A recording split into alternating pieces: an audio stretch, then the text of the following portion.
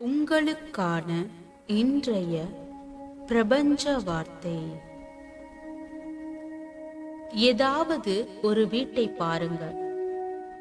எவ்வளோ பெரிய வீடா இருந்தாலும் கதவு இவ்வளோதான். எவ்வளோ பெரிய கதவா இருந்தாலும் பூட்டு இவ்வளவுதான். எவ்வளோ பெரிய பூட்டா இருந்தாலும் சாவி இவ்வளோதான். இத்தினோண்டு சாவியை வச்சு அவ்வளோ பெரிய வீட்டை திறக்கிறோம். வாழ்க்கையும் இதே மாதிரி தான். எவ்வளோ பெரிய பிரச்சனையா இருந்தாலும் அதன் தீர்வுக்கு ஒரு சிறிய மாற்றமோ சிறிய தீர்மானமோ போதும். எண்ணங்களே மாற்றங்களை கொண்டு வரும்.